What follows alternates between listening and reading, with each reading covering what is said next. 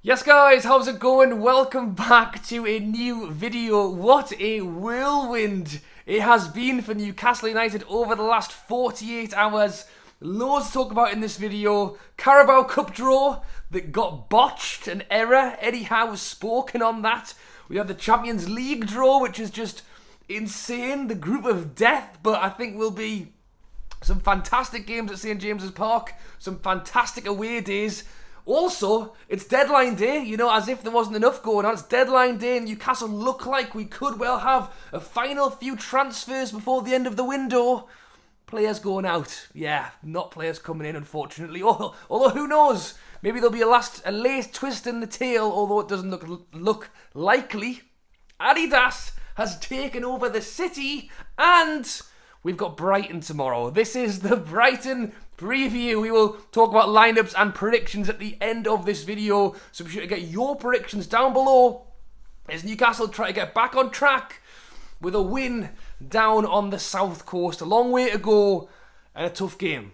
So we will get into all of that in this video. So if you haven't subscribed, be sure to do so. Loads of content coming out on the channel, including these Champions League games, which I cannot wait for. I have to be totally honest and say that when I was watching the draw with a couple of friends, you're watching the groups come out, you're thinking, do I want that group? Do I want that group? And you're looking at Group F going, do we want that group? And it's almost like an internal thought of, there's a lot of tough teams in there, but I tell you what, it will make for some cracking games at St James's Park. We draw PSG, AC Milan, Dortmund. Wow. Not only are Newcastle already quite high profile at the minute because we're on the rise, we've got Champions League for the first time, there's a lot going on, and all of a sudden, literally TV, radio, ESPN, BT Sport, TNT Sports, everybody's posting group of death, best group in the Champions League. Look at this group, look at that group. Everyone is just so excited, and I cannot wait for it. And lucky enough to be a season ticket holder that I will be at all three games at St James's Park, and I'm hoping to try and get to one of the away games with work days off and cost and everything else, and like everybody else, trying to get a ticket as well. I think will also be really tough, but yeah, extremely excited from that. Move on to the other draw that we had on the Wednesday night. It wasn't quite as fun. We had the Carabao Cup draw where we got Man City, which, you're just thinking, we're off the back of that Liverpool game that, don't worry, we won't talk about in this video. Let's have a bit of a break. Can we get an away day against a team maybe in a lower league, someone we don't play against very often, just to try and get something else going? No.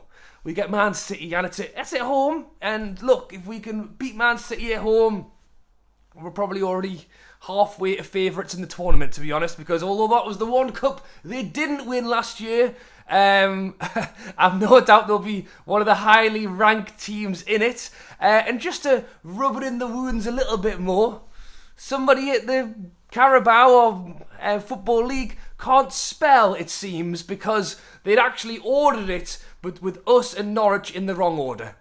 So had they done it correctly, we would have been playing Fulham in the Carabao Cup. But instead, Norwich are, and we have Man City. Big up. And they have come out and admitted to the fact that was an error.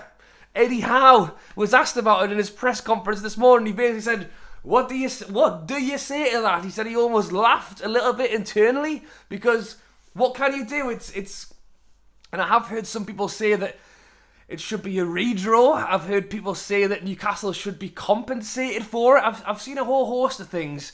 I honestly, what I think, if Newcastle wanted to fight it, they've drawn it incorrectly. They've done it wrong. You can't just willy-nilly go, we'll just stick them on and then we'll just go for it and see what... It was still fair in that it was still, however many balls in a ball picked out, what's going on. That was still fair. But if they'd done it as per it was meant to be, with the correct alphabetical ordering, we would have got a different team. So it was still fair in the sense that it was still random, in a different parallel universe, on different layers of the universe, somebody would have picked out a different... I could go on forever. But it still doesn't change the fact that the setup was wrong.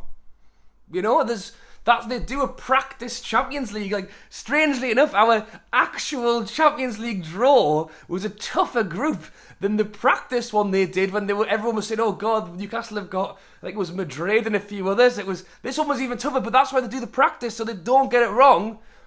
But somebody couldn't spell between E and O. Which one is numbered first in the alphabet? Well, we'll put Norwich there. And to be honest, in fairness to them, I didn't even notice until this morning. And when somebody's went, I was like, oh yeah, they did get that wrong. But that's the thing. I'm not paid to sit there and number these balls. They are. And they should have got it right. So yeah, that was the draws. But we woke up this morning, looked out the window, and there's Adidas signs everywhere. That's right, because if you didn't already know, Cousteau is on its way out. Adidas is on its way back to Newcastle United as of the start of next season. And it was announced, 12 o'clock last night, when the 4th episode of the Amazon documentary came out.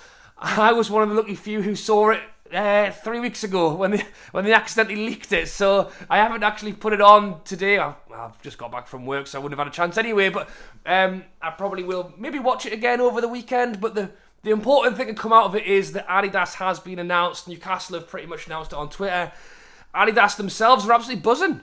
You know, you think of some of the teams that Adidas sponsor, the way they're going on about it, it's like Newcastle are the biggest team to ever get their name on it, which is right, because we are. But they've taken over the city. There's flags everywhere. There was a flag hanging down from the Tyne Bridge. It's gone now. So I'm hoping they took it back and it hasn't just blown away already, because it didn't last very long. But we've seen the photo out on the strawberry as well. Yeah, it's all good fun. I think possibly the fact that it got half announced 2 weeks ago, and then it's kind of taken away a bit from the announcement today. Like, it would have been like imagine waking up this morning to the videos of, oh my God, looking out, walking through town on your way to work. Hang on, why the hell is there an Adidas sign up? Like, it has kind of been almost leaked, and then potential spoiler alert if you haven't watched the last episode. You know what I mean? But at the end of the day, I don't particularly mind. And when I'm wearing my brand new Adidas kits next season, I'll have gotten over it. But yes, that was another of the big things that went on with Newcastle today. And it's deadline day. As I've said, Eddie Howe was asked as to whether Newcastle could be doing some final work this window. And he said pretty much no. He said that they may have been the option to go if they needed to, if something big happened in terms of injury. Bearing in mind that when we get onto the lineups, Sven Botman, Joe Linton, and a couple of others may well not be available. So you're thinking, if Sven Botman wasn't available, maybe we could have gone ahead and used them. But no, it does seem like we're not going to. But on the brighter side of things, it does look like Hayden is off on his way to a Belgian club, I think, and it looks like Hendrick is on his way out to Sheffield Wednesday. So yeah, it's not like, you know, beers on me tonight kind of vibes, but it is still good news that we are trying to clear a couple of players out, bring a few wages back, and when we get into the January window, you know, it means that maybe we've got a little bit of something to work with, and hopefully maybe even do a little business in the January window. So we do look forward to seeing what happens there. But first, we have to play Brighton this weekend. That's right, we do have a game. Despite the chaotic week we've had, we do have to play some football this weekend as well. Before I do talk about the Brighton game, I want to quickly mention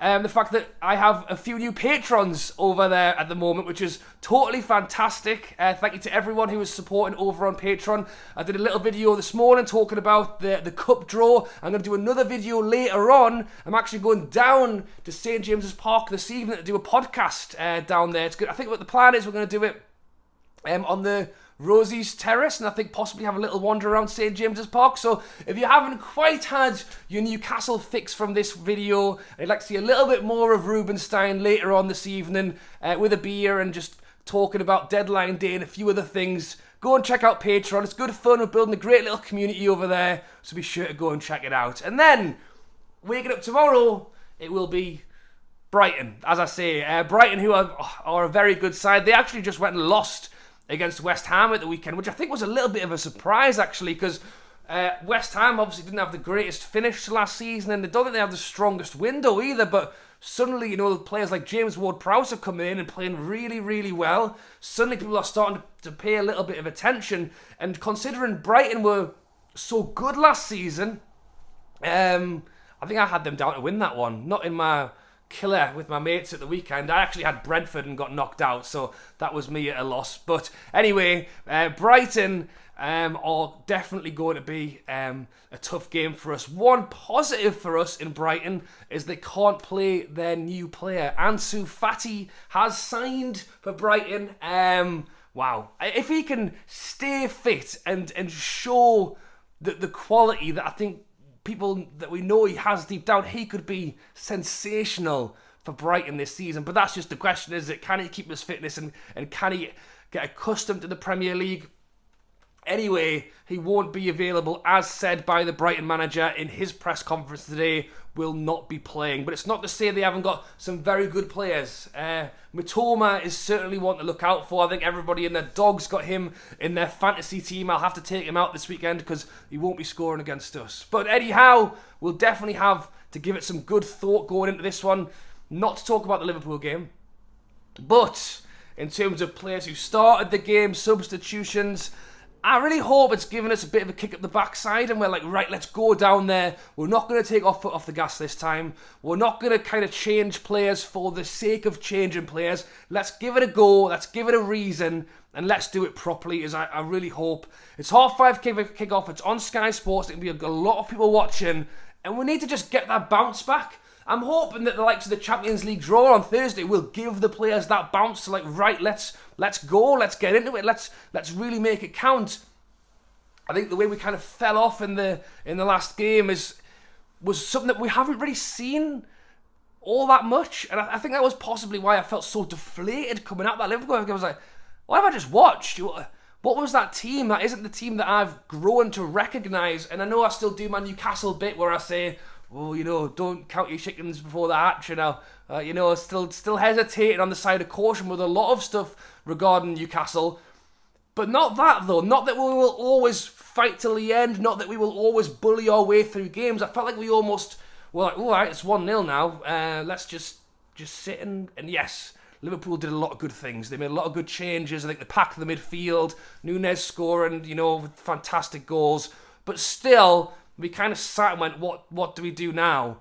We can't have that this weekend. We need to go in strong. We need to make it count. And I've no doubt Eddie Howe will have the players up for it. In terms of lineups, get yours down in the comments below. It's an interesting one because I would have said keep it the same. I think you look at the players who went off the pitch, and then you look at Gordon going off the pitch, look at Isak going off the pitch, look at Tonali going off the pitch in the last game. Those were the players that got us that lead. Those were the players who were playing really well, and not to like take a swing at some of the players who came on or whatever, but it just kind of lost its connectivity, and I just think if we can just keep it there, we go again. However, because of injuries and a few other things, I have made some changes, so you let me know your thoughts down below. Pull up and goal, I think, is there. Botman, I don't think will play. So the question mark is, do you bring Lascelles in, or do you play Shaw and Burn, and then go Trippier left back, Livramento right back? I suppose, what do you think is good? I would generally say that just changing one player is better than changing two, but then you're playing Lascelles on his left foot I don't know. It depends what your thoughts are on Lascelles, to be honest.